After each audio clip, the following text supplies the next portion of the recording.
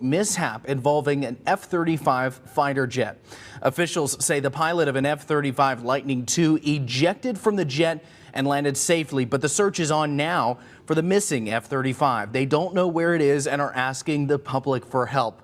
Publicly available flight data shows SLED flying over Lake Moultrie near Charleston. If you know anything, call Joint Base Charleston at 843-963-3600.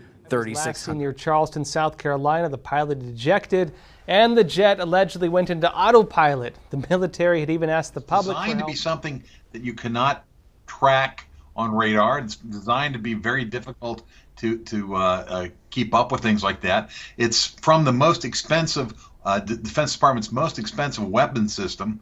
And apparently there was a device, a function on the in the plane itself, which supposedly would have helped keep track of it, and it was part of the malfunction. So a combination of designed to be hard to find and a malfunction, and the most expensive plane we have disappears. The greater impact from this particular story may... U.S. Air Force Lieutenant General Richard Newton, News Nation senior national security contributor. General, you're going to have to explain this one to us. And I know you're Lieutenant General, but did you tell me you had the same reaction as the rest of us watching?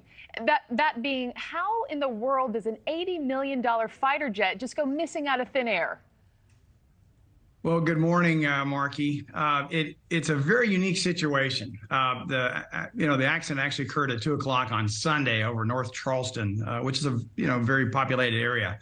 And so apparently what had happened, and by the way, the details are very slim right now, and they should be, because the Marines have appropriately put together a safety investigation board. I've been on a safety investigation board. I'm safety trained and so forth. And so what you want to do is you want to find out as precisely as you possibly can, as soon as you can, exactly what happened to prevent further accidents from occurring. And so that's why you're seeing very little information right now. But when the Marine pilot, when he or she ejected, and thankfully, by the way, he or she is safe and sound. That's good news. The aircraft was put on autopilot, which to me is standard procedures, or potentially in most cases. And so, and that would prevent the aircraft, once the pilot ejected from the aircraft, that it wouldn't necessarily go into that populated area in and around Charleston. So I think that's good.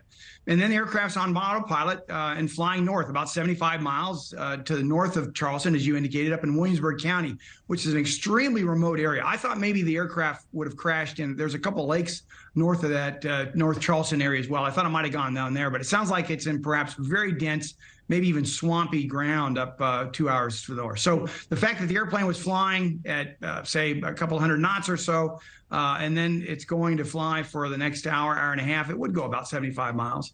And so that's the situation we find ourselves in. The Marines are really taking a hard look at this and trying to figure out what happened. Yeah, and a miracle that the pilot